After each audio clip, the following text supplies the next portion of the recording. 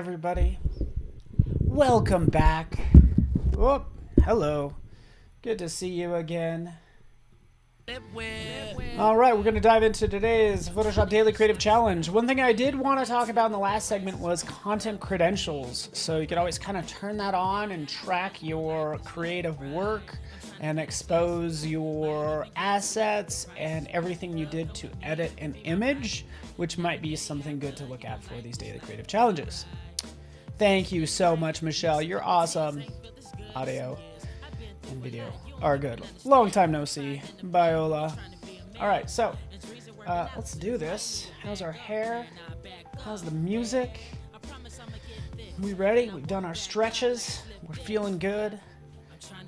We've maybe hopped out to Discord, right? And if you didn't jump out to Discord, you also have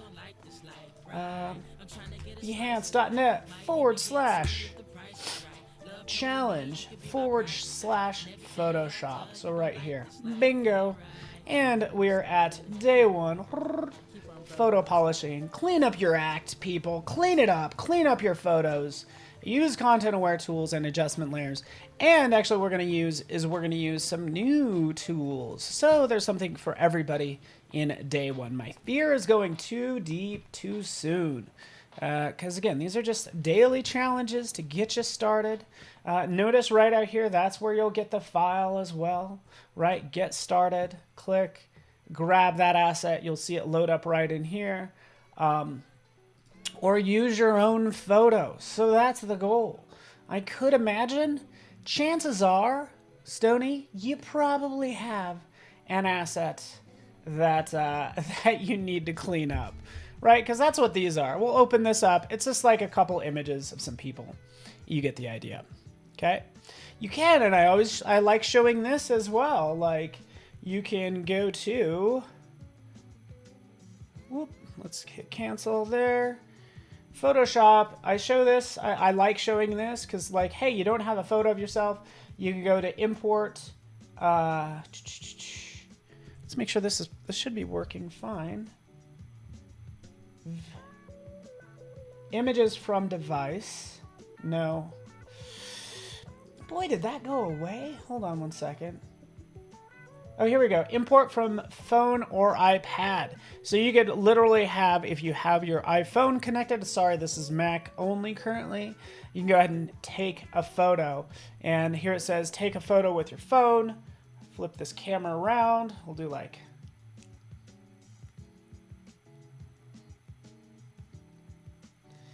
My hair is extra high today, but there it is, right? Bringing that straight in. And there you go. There's our first lesson. You can now play with this all day long. All right. People are working and lurking. I'll try to keep my voice at a reasonable volume for you, everybody that's working. And it sounds like Norsh is new to that. So that's going to import from phone or iPad. And as long as it's connected, you just go down to take photo, right? So that's what happens right there. I already closed that, just so you know, because it was scaring me. And yeah, I could probably use an image of myself, but that's the goal for you. It's just like, take a photo of yourself. There we go. This one isn't blurry. That earlier one was blurry. And here we are. Okay? That was just taken live. You could jump in. Remove the background, do all that stuff, right? Clean up the skin, all that, right? The quality isn't that great because it's using the front-facing camera on my iPhone, right? Yeah, that's easily gives me another 2. I'm easily 6'2" with my hair that way, okay? But let's go to these photos that I gave you because I'm like, hey, this is us. This is us. This is me all the time. I went through this phase where like, you know what? You just have bad skin, you know? And how do you clean this up? So this is hugely important. How do you clean up this skin, right? So we have that layer selected. You could also pick this person if you want to. I have 2 different examples to show. And a lot of people will show, and it actually is very nice, jumping over to your healing tools over here, right? There's a number of tools off to the side. So we could go ahead and you would pick the Band-Aid probably. Like, that's perfect. Let's pick that spot healing brush tool. And this is actually what you can use as you go through. Select that layer and you just click and you start healing those spots. Let me make sure this is on normal. Click, click, and we can clean that up like so. Right, so this is probably the easy way to clean up any spots that you may have in photos, whatever the spot may be. In this case, like, these are going to go away in, you know, a couple weeks, you know. So, yeah, we're cleaning it up just by clicking. It doesn't get any easier than that, right? And by the way, you could do full brush strokes, right? It's going to be maybe a little bit harder to match, but this actually works out pretty well. This is a destructive process, right? But what you could do is, if you're working on one layer, what I mean by destructive is I can't bring those blemishes back if I wanted to. So what if I wanted to show the client a before and after? I can't bring back the original image, right? So what I can do is I can undo all those, undo all that stuff, right? Rather than working on the image, it's this little checkbox right up here. With the healing brush selected, right up here, we want to sample all layers. Just make sure that's turned on. Yeah, I wish we had a healing brush tool back in junior high. Oh man, the things that we thought were such a big deal when we were in middle school. You know, I remember thinking of, you know, my hair was such a big deal to me when I was a kid. I was like the guy that had the cool hair, I would like to think, but that mattered a lot. No, I don't care so much. So anyways, that's my story. All right. We go to new layer. By the way, I did that really fast. Thank you for bringing that up. Matthew Roberts, new layer. Right down here. How do we bring up a new layer? We have the layers panel and we'll click right here. Create new layer. Bingo. It creates this lovely new layer. Nothing is on it. Right? We could pick the brush, right? And we could take, you know, a color, and I could paint on that layer. And now this layer contains that brush that I can move around. So thus is the power of layers. What was it? Photoshop version 3.5 or 4? Oh, Brittany, you are so nice. Oh, you're so nice. Thanks for the hair compliment. You know, some days when you're just like, yeah, I have cool, my hair's looking good today. And then you just like have a little pep in your step. But now with this new layer added and sample all layers turned on, I can jump in and it's working non-destructively. So the goal number one out of everything you learn, you want to work non-destructively. So you can always go back. And by the way, all rules are meant to be broken. So I'm sure I'll contradict myself. You know, because sometimes if I'm removing, if a photo is taken on a white background and I remove the white background, yeah, probably it will not. I do that destructively because sometimes I don't need the white background of photos, right? But all I'm doing is clicking in here and cleaning this up. There's a better way, so I'm going to bring this to the next level for those of you who have been with me for a bit or have been with us on Adobe Live. And if you're new here, feel free to say hi. Oh, Don Marie says version 4 was layers. Okay, so I learned right at 3.5 into 4. Like, I think they just installed version 4.0 in art school when I started back in the day at Rocky Mountain College of Art and Design here in Denver, Colorado, where I got an illustration degree and graduating in 95. So now you know. Okay, so that's actually looking pretty good. This is one way of doing things. Works fantastic. Yes, Ferry, thank you so much for saying that you saw a photographer retouch photos so extreme that it became worse. That's a good point, because you might overwork a photo and you remove all the character from it and it just looks fake, right? We're going for realness. We're not trying to make this fake at all, but you can see this is the newly edited. This is after taking some, gosh, what is after taking going to the doctor and going to dermatologist and all that stuff, dermatologist helps them out, sort of like clean skin layer. That's what we'll call it, okay? And there we have it. All right, and again, I know it's not that simple, but you know what? You're more than just your face. Let's take this next level. You ready for this, Susan? And Sam knows what's up as well. General Kenobi, let's take this. Rather than doing things even like this, right? Check this out. I can take it to the next level because I want to take this and I want to convert this to a smart object. Okay?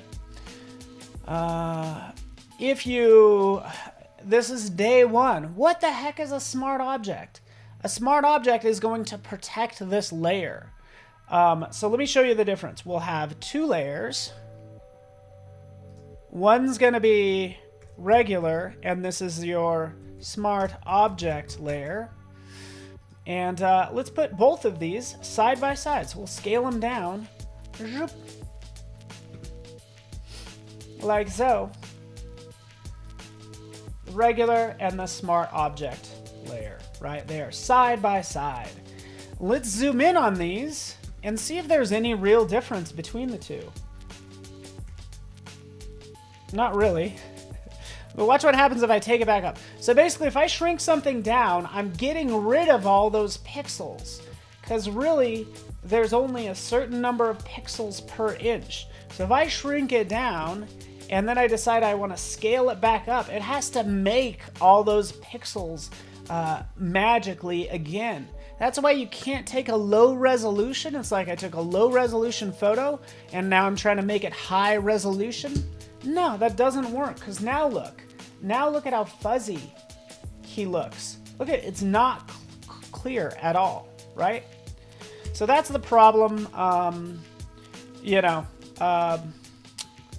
when it comes to resolutions, right?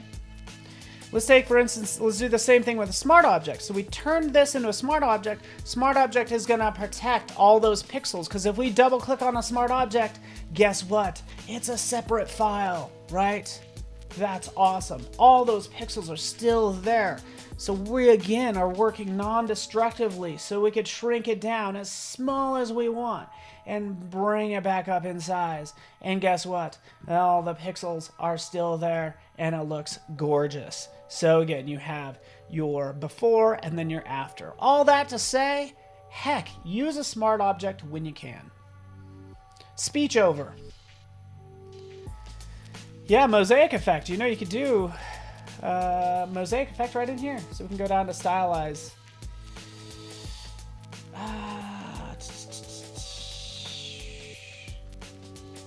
There we go. Mezzo tint, mosaic under pixelate. So it's like you ran a mosaic effect on it. Oh, Michelle, you are too nice. Thank you so much. But this is huge. So there it is. It's protected and all this good stuff. Protected. So now what we could do, we're ready for this, and this is for people who've been here with me before. We want to touch up his skin, and this time we're going to use Camera Raw Filter, right? So this is an app within an app. You always use smart objects with mockups. Good call, Lisa. Man, I tell you, it's so nice. So this is Camera Raw version 14. This is brand new. But this does a lot of stuff for us, right? We can zoom in and out. In fact, if there's ever an easy button, I usually consider this the easy button, right? If I want to click auto, it'll balance out the image, adjusting the highlights, the shadows, the whites, the blacks. This photo is already pretty good, so auto doesn't do that much. But this will actually do some of your color adjustments just with one click, which is fantastic. Fantastic. Here's the new stuff. So this is exciting right up here. Oh, guess what? Another Band-Aid. This is great. We're getting raw. We're going to use this spot removal. Hey, that's what we're doing. We're removing spots. Command plus to zoom in, and let's watch this do its thing. We'll click right here. Bingo. Ooh, what's this? It stretches, and now we have this new information. It's like, hey, I'm sampling from right over here and putting that right there. So we have more control over the sampling when it comes to spot removal in Camera Raw. Boop. Oh, it grabs from there. Oh, guess what? We can move that up there. Let's take that. Boop. Add your own sound effects. Zip. Boop, boop. This is one thing I want to do real fast. Let's try this. Let's get up here. Okay, let's just click once, maybe. Click. Let's see if I can. But usually the feathering you could even change after the fact, right? So that's what this does. And I thought that was really cool. You can't change the size after the fact, but you can change the feathering. You don't really notice it. But yeah, that's just kind of cool. Things that you could do after the fact. You click. Oh, wait, I want a sample from a different location. You get the idea. Okay, so that's all we're doing. We're going to do some cleanup. Right? Take one of your photos. Yeah. You know, one of the photos where maybe you didn't have a good skin day. Right? And then jump in and do your cleanup. Just like I'm doing here. Right? So we're adding all these points, as you can see. Super fun, easy to do, right? If you click on another tool, those little dots will disappear, right? So that looks better. You can hit the P key. P is for Paul. No, actually it's for presentation. But if you hit the P, you get the before, and then you get the after. Before, after. Boom, boom, boom. We're making dreams come true, right? We're just getting rid of things that would go away within 2 weeks. So we're not removing moles or altering his face in any way. You ready for this? I'm going to show this as well. I feel like I'm covering a lot. Ooh, thanks. Chris Olson says sometimes adjusting the opacity will make it blend in even more. Yeah, good call. I haven't played with opacity much. But that's off to the side. We could see opacity. There's healing, and then there's direct cloning. What is direct cloning? It's just literally gonna take this spot and is not gonna match the tone of the surrounding area. So it's gonna be more of a drastic, see that? A drastic change. Guess what? It's magic, everybody. It's all magic. Marsha, it's magic. Look at this, because I just realized, again, after the fact, I want to point out the difference between heal and clone. Clone takes that exact spot. But again, look what I'm doing. Even after the fact, I'm like, oh, I didn't want clone. Oh, I can change it back to heal. And then if I move it, it updates. So that happens as well. And Chris, like you said, you could kind of drop the opacity and then it helps blend it in more as well. Cool. Oh, there we go. We could also use this eyeball to turn off and on, but I like using the P key. Let's move on. Let me do another quick update for you guys. Ready for this? This is, again, I know this is day one, but polishing and cleaning up photos, faces, this is what everybody wants to do. So that's why I'm covering it, obviously. Right? I have this case where, you know, the poor kid's outside, right? His nose is red, his ears red. A lot of colorization that's happening that I need to clean up. So what I'm going to do there, is I'm going to balance out his face more. Now, if I go into the basic stuff, remember I hit the auto button. That's our magic button, right, is the auto. Kind of does some adjustments for me. I usually like going down here to like texture. And watch what happens. We can crank up the texture, right? Makes it look very grainy. Might work if you want a lot of detail. Works great for landscapes. I'm going to take this down, and this is where people make the mistake. We talked about photographers editing photos too much. They take texture down like way too much. Get your fake, get out of here. Why are you taking the texture all the way down? There should literally be a warning like, whoa, whoa. It should literally say that. Whoa, hold on. Oh, you're going to ruin it. Right? Because it's just too fake. So go at max of maybe 25. All right. Enough said there. You could try clarity and dehaze, but I just encourage you to play with these, right? Just to see what you get, right? I usually like to go into detail, right? And add a little bit of sharpening as well. So we'll sharpen it after taking down the texture, take up the sharpening, right? And we're basically smoothing out that face just a little bit more. Get rid of wrinkles? Never. Your wrinkles are part of you and you're beautiful. Okay, Rose? Okay, so what if we want to? By the way, we could change the colors in here, right? We could do this all day long. We can change the colors. But how can we change the color of the nose and maybe not the rest of the face? That's when. You ready for this? Masks come into play. Masking. And this is brand new. So if you're joining me for the very first time, or you've been with us for a long time, we're all at ground zero when it comes to this part. So yeah. Hello, Andrew Kavanaugh. I see you. I see you out there, Muriel. XAIF, good to see you. Awesome. So just welcoming people from Facebook. So we'll go right over here. We could do a select subject. We do all this stuff. Guess what? Brush. Hey, we're familiar with brushes. We'll go in and we'll just paint, and it doesn't matter. Don't worry that it's painting with red, because basically we're just selecting an area. We'll go over here. Notice my size, my flow, feather, all that stuff we could change, but I'm just kind of going in, grabbing some of that ear. We'll grab some of the nose. And what that is doing is this is just showing me the overlay color. That might be kind of hard to see. I could always change it to something else, but that's just the sort of color, the overlay color. You could always turn that off if you want to, right? But what's happening is it created that selection. And then we can go down and it says, hey, for that mask, we can say, what do I want to do?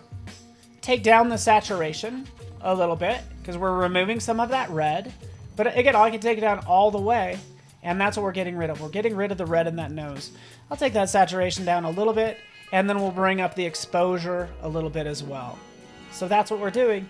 In those two cases, right, turn that off, his red nose, making it look like he's not outside. That's all we did, right? Cool thing is we could add to this. If I decide, oh, I should have gotten more of this part, right over here. All those settings, I want to add that to those settings, basically. I can brush some more. So I can come over here and brush. Maybe we'll do a little on the lips, because the lips are a little red as well. Do a little bit more on the ears. Right, and I'm adding an additional brush right there. Are you not entertained? So, anyways, I really like that. All right, I could go on and on and on and on and on about Camera Raw because I'm so excited about it. I'm just so impressed by it. You know, I just think it's really cool. What if I decided I want to make the background black and white? Hey, we could do that.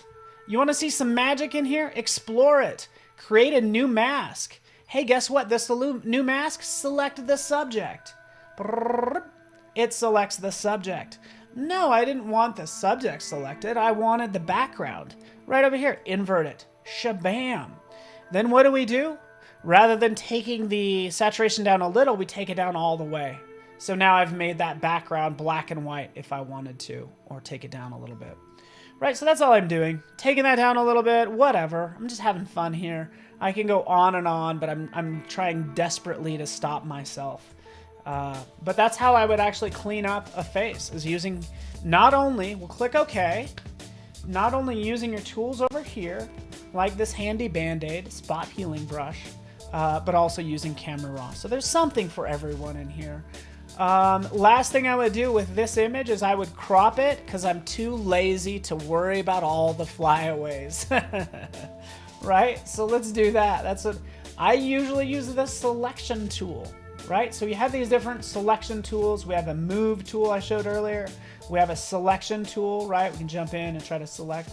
But all I'm using this for is just to crop. So I'm gonna just click and drag, and that's my area that I want to crop. This is what I want to show.